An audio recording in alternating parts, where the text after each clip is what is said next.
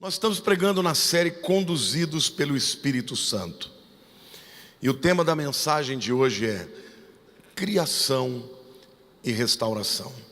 E nós vamos começar lendo Gênesis capítulo 1, os 3 primeiros versículos que dizem: No princípio criou Deus os céus e a terra.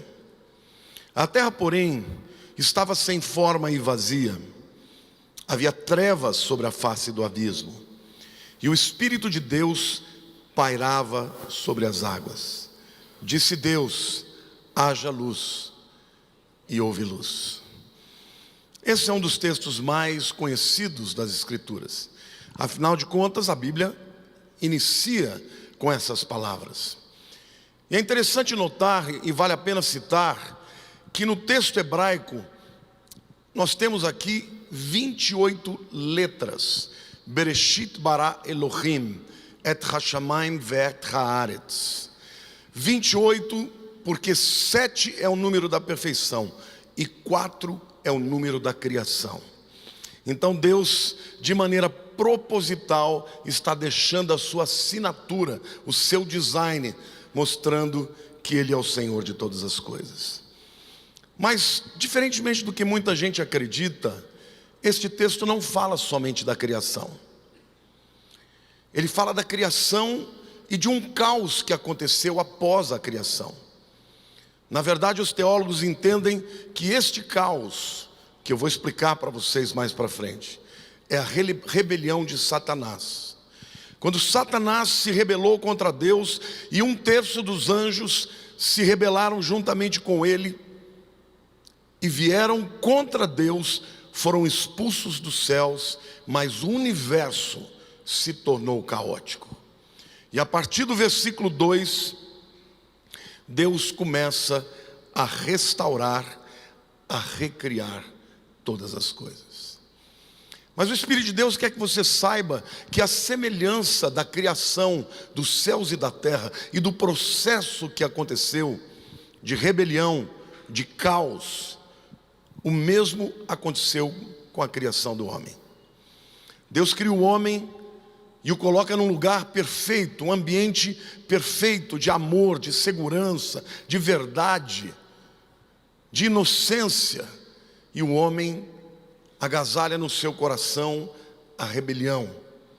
E como consequência desta rebelião, veio também o caos.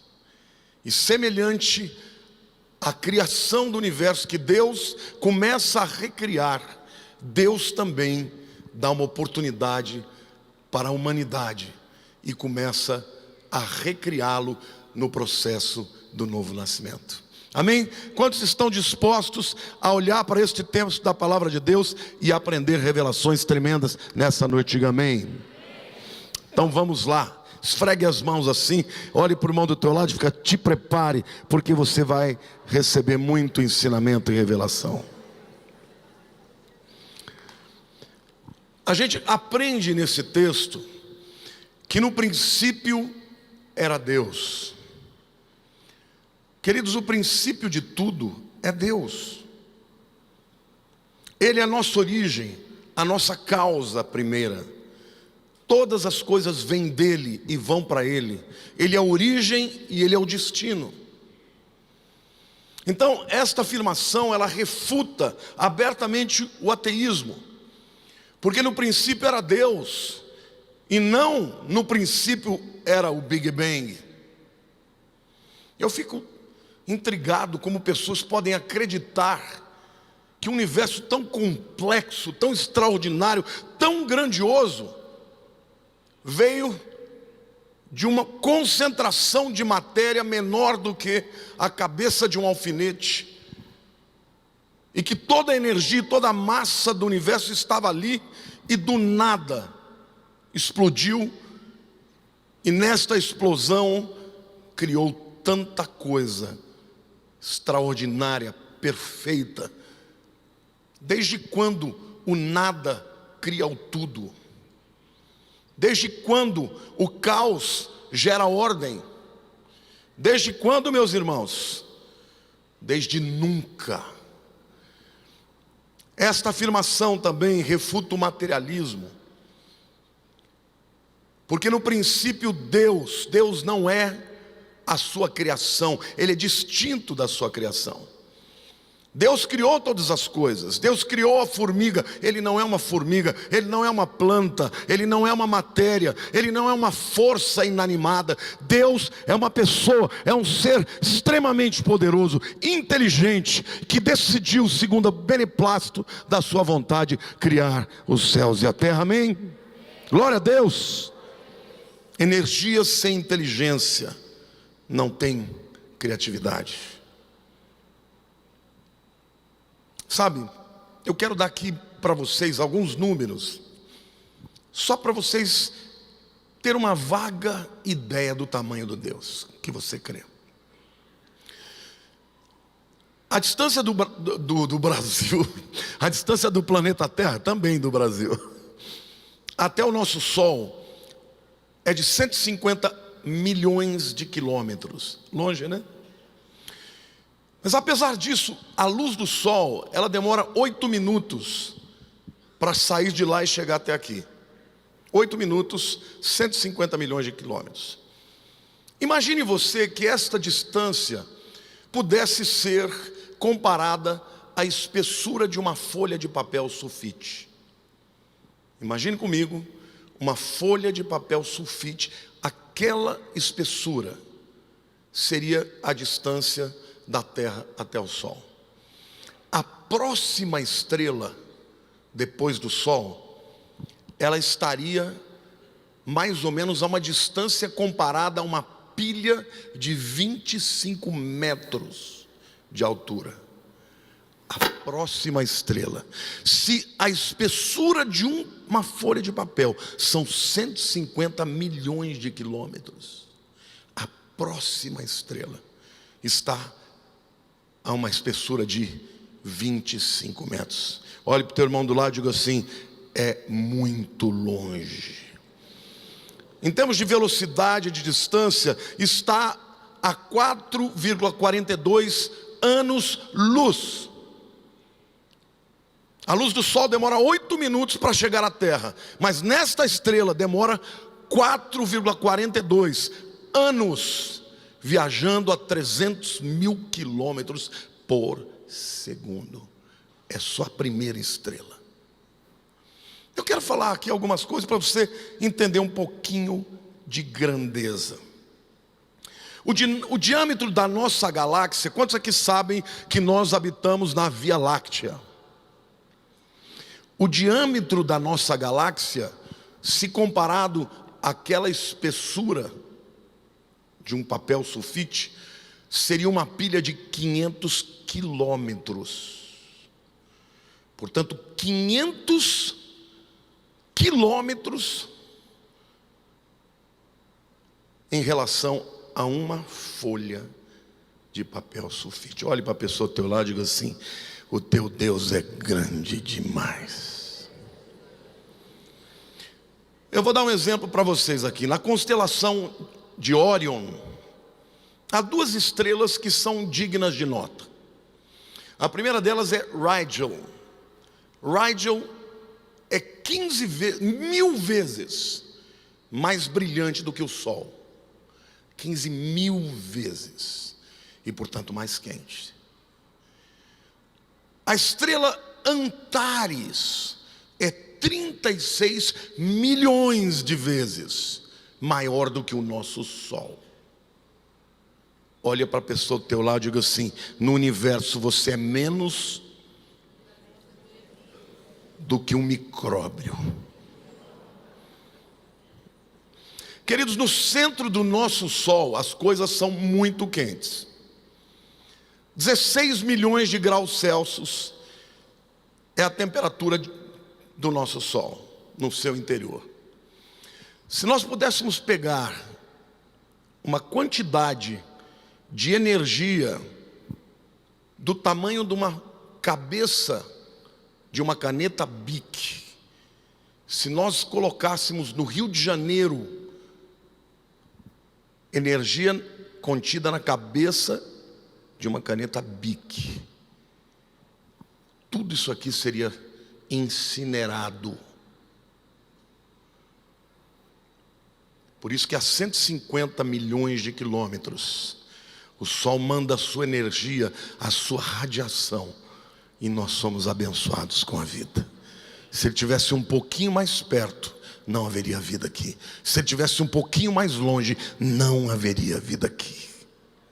Se a inclinação da Terra em relação ao Sol fosse um pouquinho maior, não haveria vida aqui. Deus criou todas as coisas. Glória a Deus, você pode aplaudir o Senhor?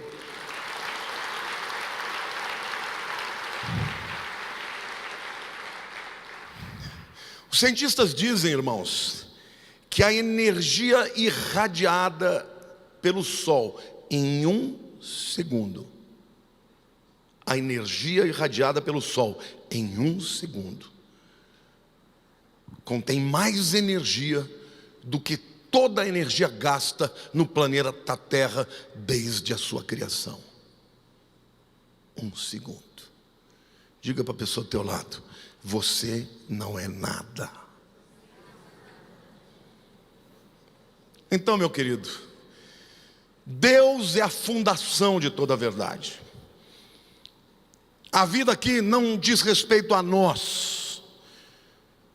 Por isso, no princípio, Deus. Nós vivemos num tempo onde as pessoas dizem: no princípio eu. Isto é loucura. Isto é absurdo. Queridos, toda vez que Deus deixa de ser o centro da tua vida, o que vem como consequência é o caos. Falsos sistemas de teologia, de filosofia, começam com o homem. Mas você não é o centro de tudo. Para que haja uma vida plena, Deus precisa fundamentar a nossa existência. Ele tem que ser o centro de todas as coisas, a começar do nosso coração. Amém? Portanto, em todos os seus pensamentos, fundamente a Deus. Em todos os seus sentimentos, em todos os sonhos, em todos os planos, consulte a Deus. Porque na presença de Deus há equilíbrio, há vida. Mas na sua ausência há caos, a escuridão. Mas Deus, apesar de ter permitido esta rebelião, e quando a gente pensa na rebelião, a gente fica pensando: essa foi uma guerra de igual para igual, onde Deus era um pouco mais forte. Não, meu querido, não teve guerra. Deus falou: rua para o diabo. E imediatamente ele caiu com um terço dos anjos que se rebelaram. Mas Deus permitiu. Mas ainda que Ele tenha permitido, Ele não deixou o universo à mercê do caos. Ele tinha um plano. O plano de Deus era recriá-lo, renascê-lo. Assim como quando o homem se rebelou e se tornou a parte do conhecimento de Deus, Deus tinha um plano de restauração. O Deus que nós cremos é um Deus de restauração. Eu profetizo na tua vida, você que entrou aqui, Deus vai restaurar aquilo que está quebrado, porque este é o chamado, esta é a natureza de Deus. Ele é um Deus de restauração, em nome de Jesus.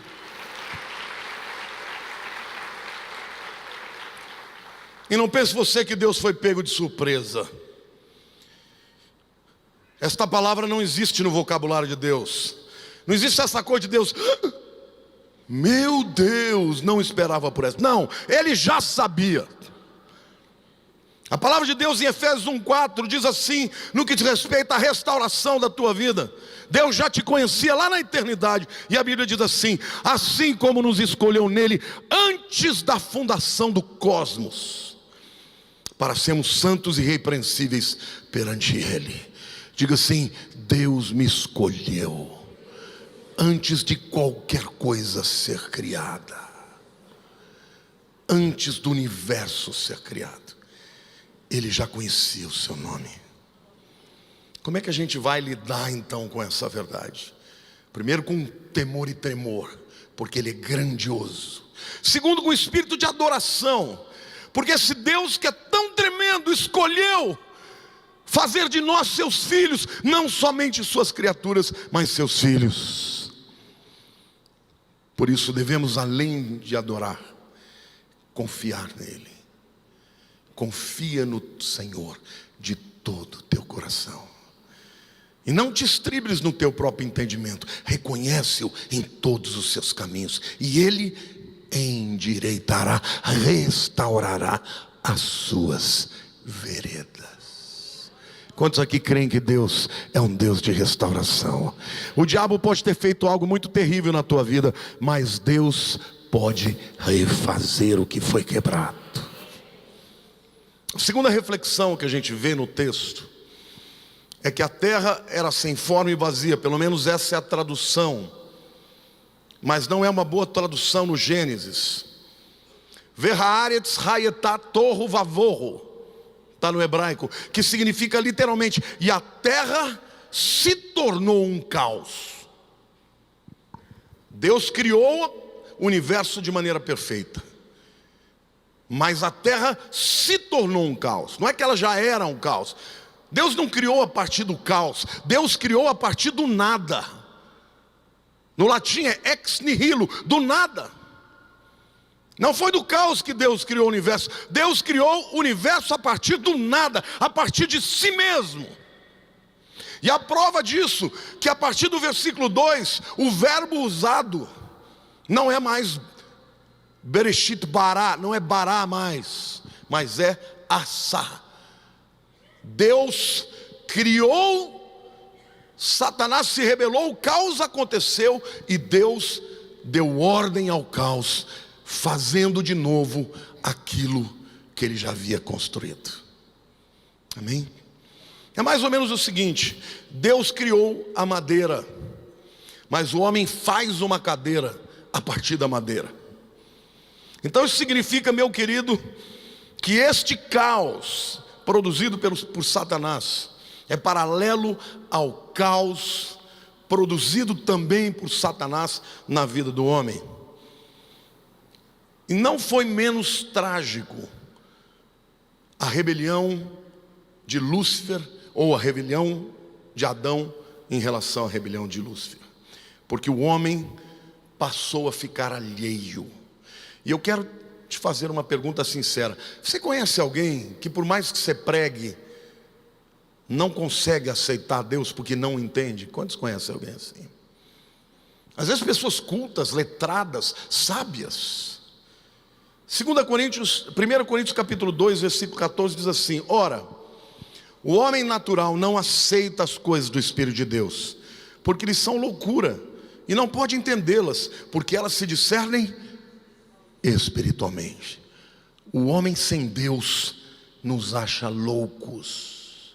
Graças a Deus, porque a loucura de Deus é mais sábia do que a sabedoria dos homens.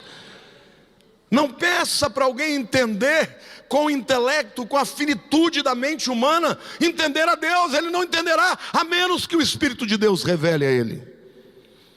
Efésios 4:18 diz: obscurecidos de entendimento, alheios à vida de Deus, por causa da ignorância que vivem pela dureza do seu coração. O homem sem Deus não o compreende. O homem sem Deus não se compreende.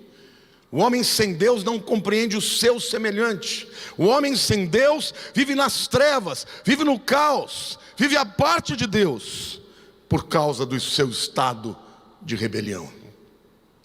E a prova disso, irmãos, é que o mundo cada vez mais caminha para o caos. Nós vivemos na chamada era do pós-modernismo. Os pós-modernos são aqueles indivíduos que acreditam que não há verdade absoluta. Ninguém pode ditar regras, não há um código de regras, não há um código moral. Alguém diz: eu vou aceitar um código moral de um Deus invisível.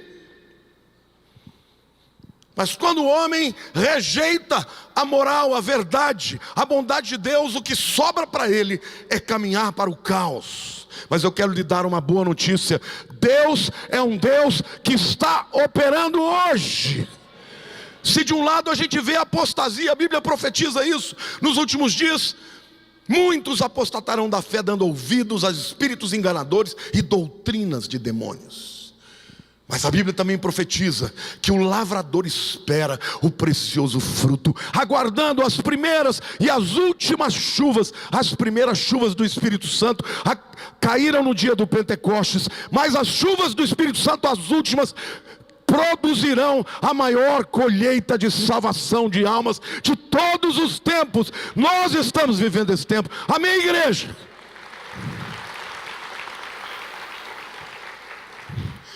O caos não é definitivo. Quando a gente olha para a palavra, a gente percebe que Deus em todo o tempo pensou na restauração. Neemias 9,6 diz assim: só tu és Senhor. Diga: só tu és Senhor.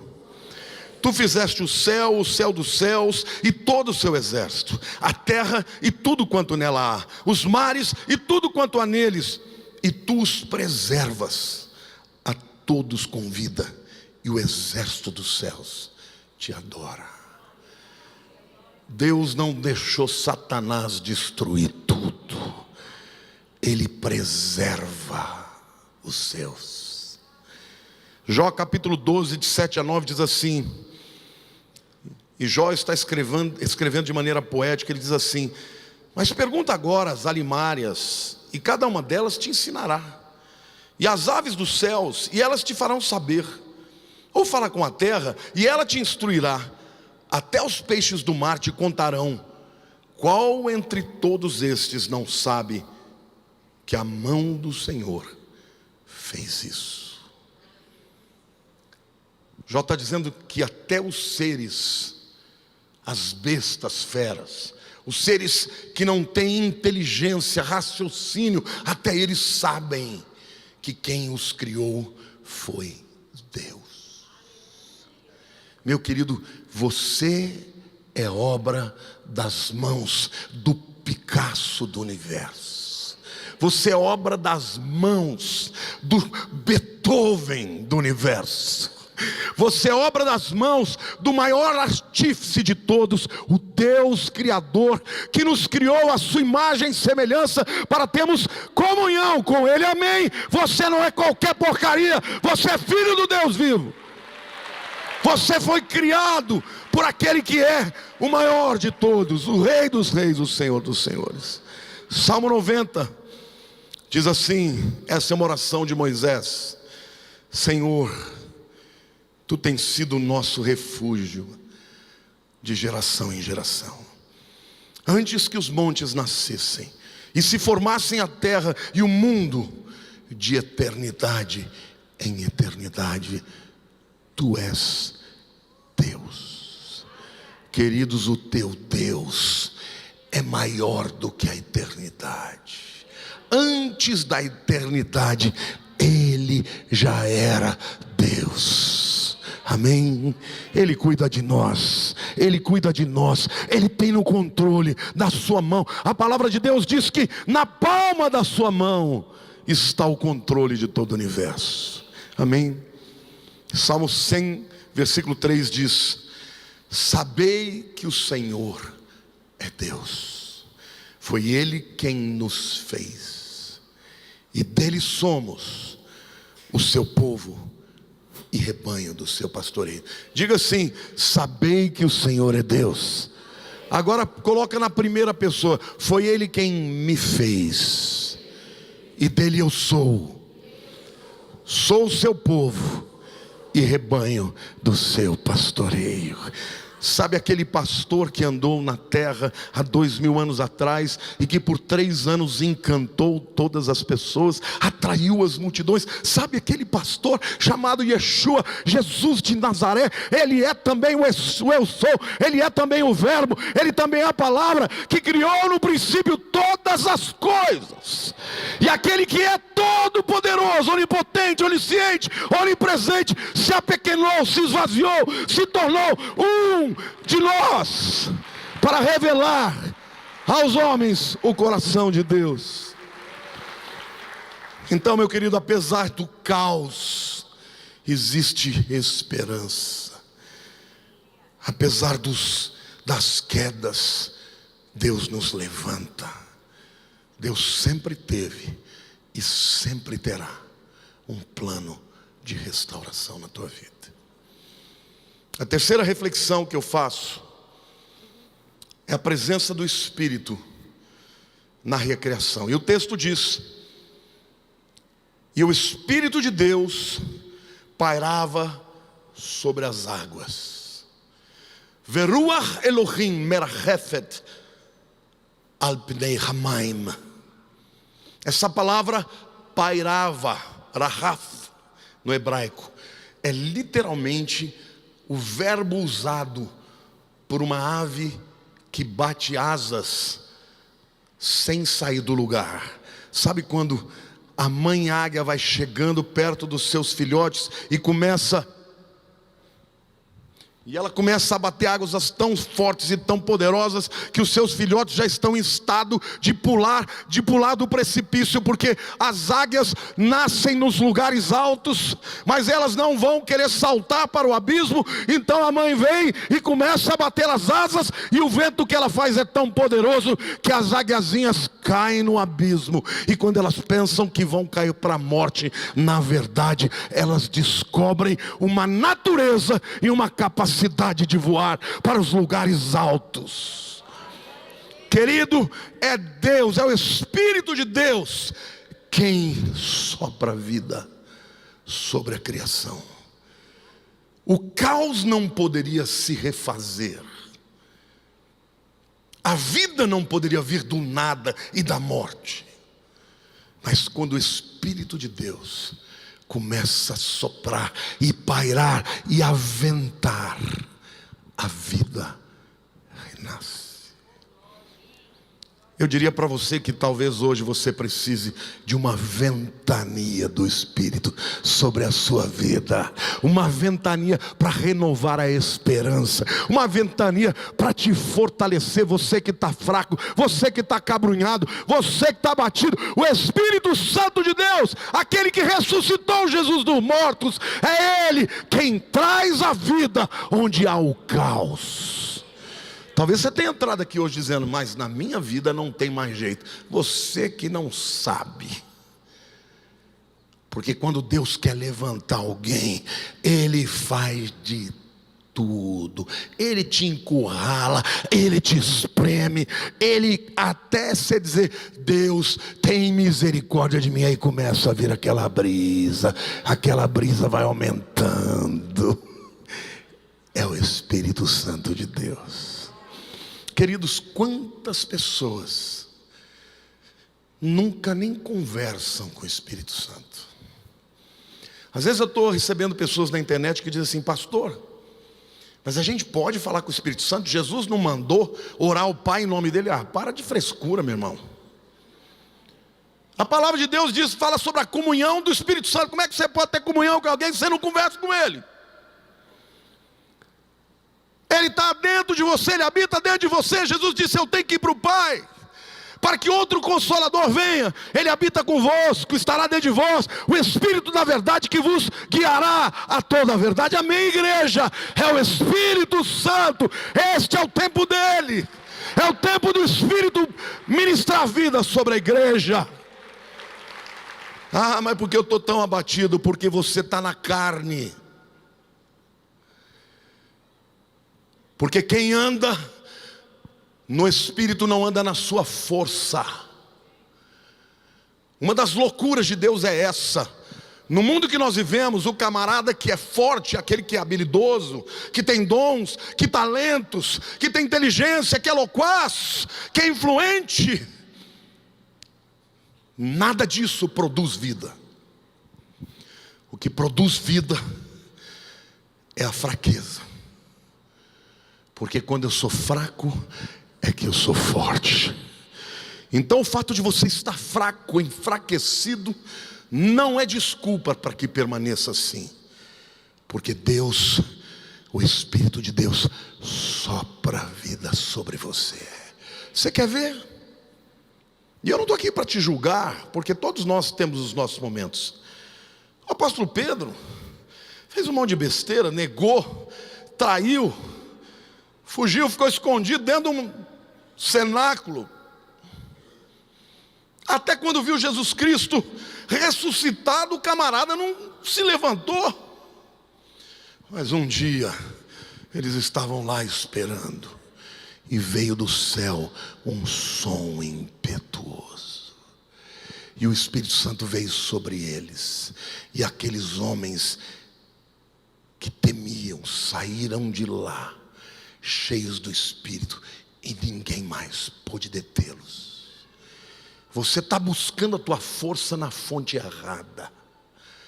Está buscando a tua força na realização profissional, miserável homem que você é. Está buscando a tua força na aceitação dos homens. Maldito homem que confia no homem. A tua força está em Deus. Aplauda o Senhor, diga eu creio.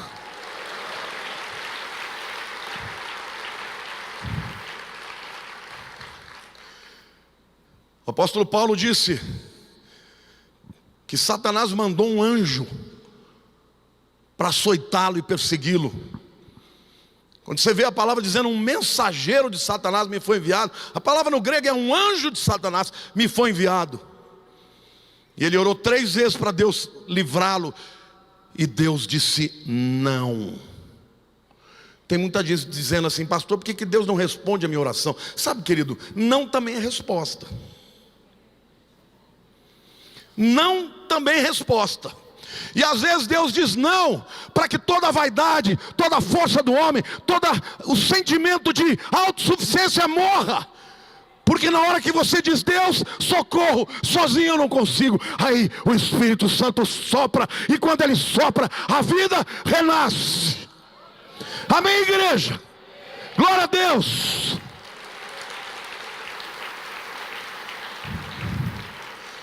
Deus não abandonou a terra, Ele a recria através do Espírito. Deus não abandonou você, mesmo que você tenha vivido um caos. O Espírito Santo, portanto, é a primeira necessidade de qualquer cristão que precise de vida. É Ele quem vai produzir regeneração, salvação. Ninguém nasce de novo se não for da água e do Espírito. A água é a palavra, o Espírito é o Espírito de Deus. Ninguém nasce de novo por inteligência e capacidade humana de discernir. Não, é Deus quem revela, é o Espírito quem sopra.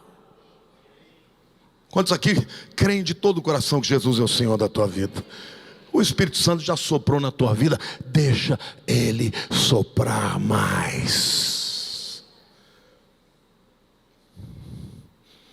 Hoje o homem tem tantos instrumentos e paliativos para trazer respostas às suas necessidades, que a última fonte que ele busca é Deus. É por isso que eu gosto de ver o que Deus está fazendo no meio das igrejas, onde o povo não tem dinheiro, não tem plano de saúde, onde o povo não tem esperança, às vezes não sabe nem ler direito, mas os milagres acontecem. Por quê? Porque eles não têm a ninguém a recorrer, então recorrem a Deus. Mas por que você e eu, só para variar um pouco, não paramos de buscar as fontes humanas e buscamos a Deus? 1 Coríntios 12:3 diz assim: por isso precisam compreender que ninguém que diz que Jesus seja maldito pode estar falando pelo poder do Espírito de Deus. E que ninguém pode dizer Jesus é o Senhor, diga ninguém, pode dizer que Jesus é o Senhor, a não ser que seja guiado pelo Espírito Santo. 1 Coríntios 1:18 diz: certamente a palavra da cruz é loucura para os que se perdem, mas para nós que somos salvos, poder de Deus. Amém? Diga: o Espírito Santo produz vida. Amém? A quarta reflexão que eu faço é sobre a presença da palavra no novo nascimento.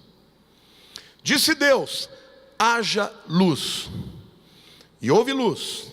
E viu Deus que a luz era boa, e fez separação entre a luz e as trevas. Chamou Deus a luz dia, e as trevas noite. Tivemos em primeiro lugar, portanto, a presença do Espírito Santo soprando vida, ventando vida sobre o universo. Mas em seguida Deus fala: haja luz.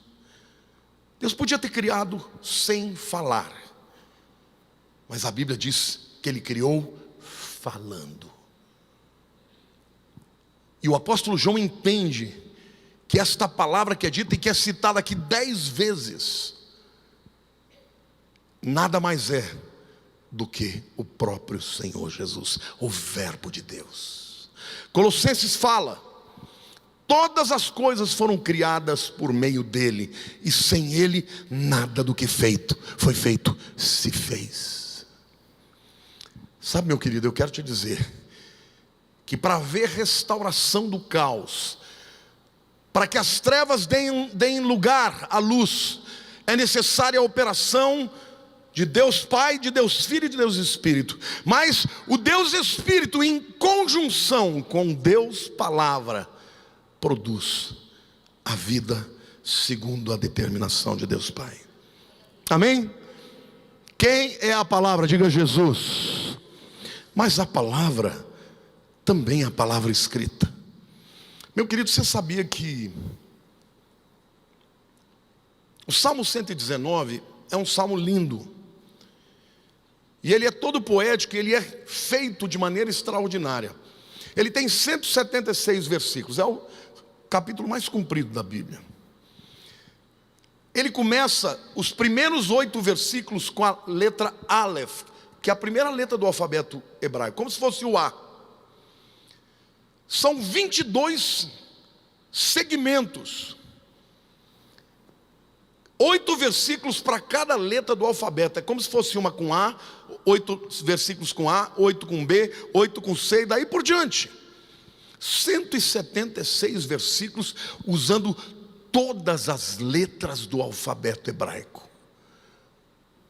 Sabe falando de quê? Da palavra. Só da palavra. Nós vemos nesse salmo, querido, 25 vezes a palavra Torá, que é lei. Edut, testemunha, aparece 22 vezes. Estatuto, roc, aparece 22 vezes. Mitzvah, mandamento, aparece 22 vezes. Mishpat, juízo, aparece 22 vezes. Dabar, palavra, aparece 22 vezes. Pikud, preceito, aparece 21 vezes. Ima, que significa dizer, também aparece 19 vezes. E derer, caminho, aparece 10 vezes. A palavra de Deus tem vida. Quando você lê qualquer livro do mundo, ele pode acrescentar conhecimento para você. Mas a palavra de Deus produz vida. Eu quero te desafiar.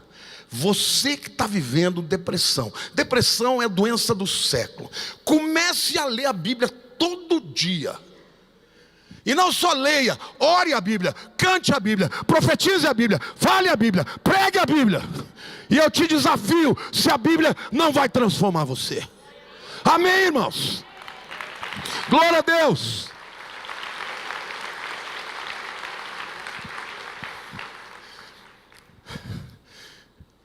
Eu tenho sentido um sentimento de urgência como nunca. Eu tenho orado para Deus todo dia, irmãos. Eu acordo de madrugada e eu fico buscando o Espírito Santo. Eu acordo de manhã e já começo a orar. E eu tenho dito para o Senhor: Senhor meu Deus, eu quero viver todos os minutos da minha vida até o fim, para a honra e glória do teu nome. Satanás quer roubar a tua energia, quer roubar a tua alegria, quer roubar o primeiro amor, quer roubar a tua coragem de enfrentar o diabo. Levanta, o mundo diz levanta, sacode a poeira e dá a volta por cima. Mas a palavra de Deus diz levanta, porque resplandece a tua luz e a glória do Senhor encherá a tua vida. Amém, igreja? O povo que andava em trevas viu a sua maravilhosa luz, e os habitantes da sombra da morte, resplandeceu-lhes a luz. A luz vem da palavra. ventada pelo Espírito de vida. Ao invés de você ficar choramingando, lambendo as feridas, comece a andar por fé na palavra. Porque vida de fé não são sentimentos. Você acha que eu também não tenho sentimentos? Você acha que eu também não fico abatido na alma? Mas eu já descobri uma coisa: ficar abatido, reclamar, não resolve. O que resolve é obediência. O que resolve é andar de fé em fé na palavra de Deus. O caminho de Deus é perfeito. Aleluia, igreja.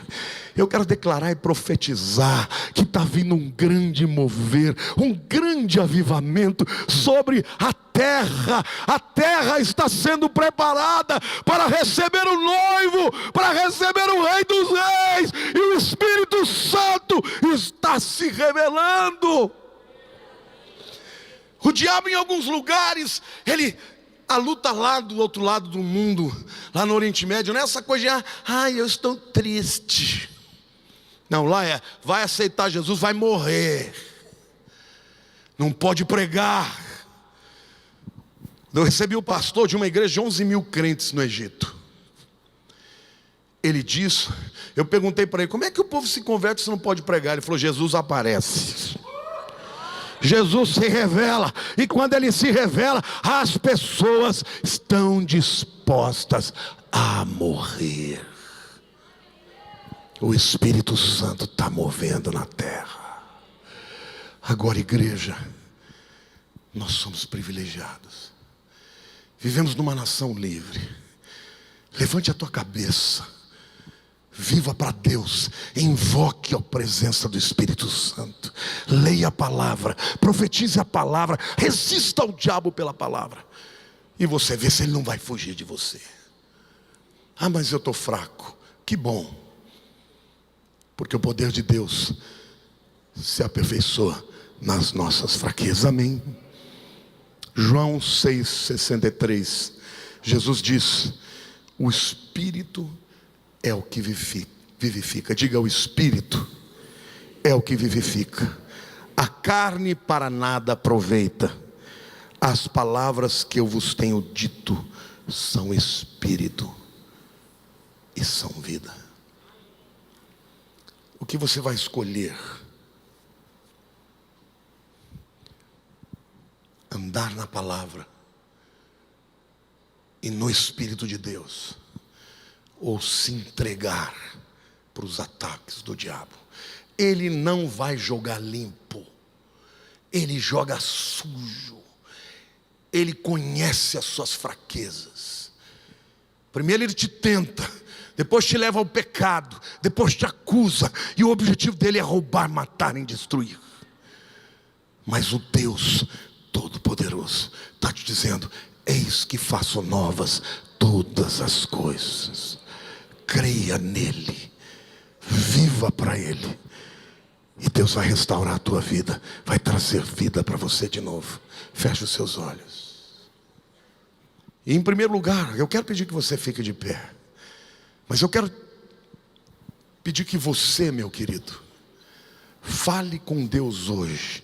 Existe uma unção de restauração aqui hoje, uma unção de restauração. E se você está quebrado, se você está triste, você vai sair, vai vir aqui no altar, vai botar a tua cabeça aqui no altar, e vai tocar nesse lugar e vai dizer, Deus, eu quero ser renovado, eu quero, meu Deus, ser cheio do teu Espírito. Sai do teu lugar, pode vir, a igreja comece a adorar. Talvez você esteja cansado. Talvez o inimigo esteja dizendo para você que você já caiu tantas vezes, que você já fraquejou tantas vezes, que não tem mais sentido você vir aqui à frente. Mas o Senhor me manda te dizer que Jesus, o pastor, deixou 99 ovelhas para buscar uma. Hoje vai haver festa no céu. Vai haver festa no céu, porque você, meu querido, enquanto há vida, você tem a oportunidade de deixar Deus fazer. Então saia do teu lugar. Se você hoje está aqui, se o inimigo está dizendo, não adianta, você já fez isso tantas vezes, e o Senhor está te dizendo, vem, porque a obra que eu comecei eu vou completar. Talvez você esteja fraco, cansado, porque Satanás fez um rebuliço na tua família. Talvez tenha sido na vida financeira, talvez seja na tua saúde. Mas vem para o altar. O altar é o lugar da restauração. O altar é lugar onde Deus vai tocar na sua vida.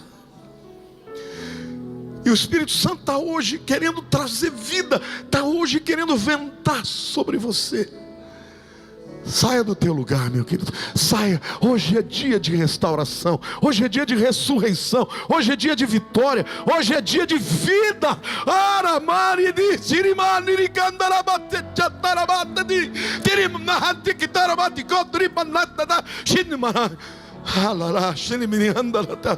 Oh Espírito Santo de Deus, vai envergonhando o diabo agora, quebrando as cadeias. Vai envergonhando o diabo agora, transformando o coração. Pai, arranca dos teus filhos, arranca, nem que seja um clamor abafado, mas que possa dizer, o nome de Jesus tem poder.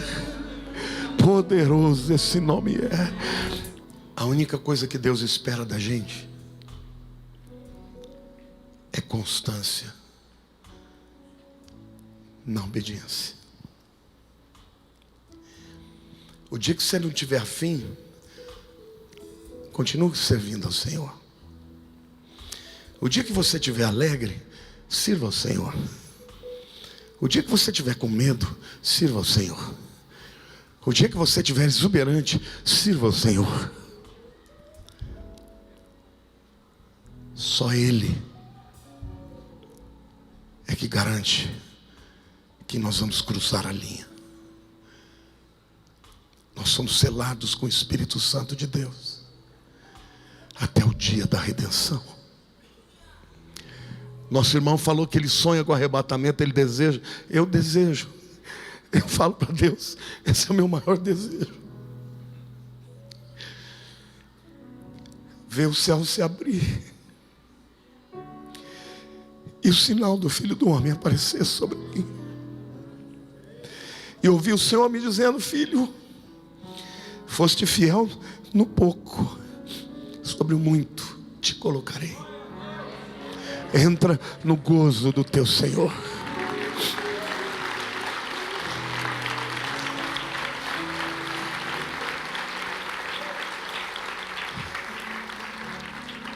Para a igreja de Filadélfia, Jesus diz, eu sei que tem tens pouca força.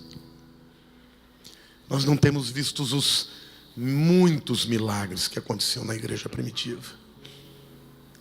É uma igreja fraca, perto daquela que nasceu no Pentecostes. Mas Jesus disse, mas eis que eu ponho uma porta aberta diante de ti, que ninguém pode fechar. É o tempo da oportunidade, é o tempo da salvação. Este é um tempo em que o engano vai se multiplicar. E a única maneira de estarmos guardados e protegidos é firmes na palavra, na graça de Cristo e no poder do Espírito Santo. Levante a mão para os céus. Que a graça maravilhosa de Jesus, que o amor do Pai Celeste e as consolações do Espírito Santo, Ruach HaKodesh, sejam com todos os filhos de Deus, todos os dias, guardados até o dia da redenção. Amém.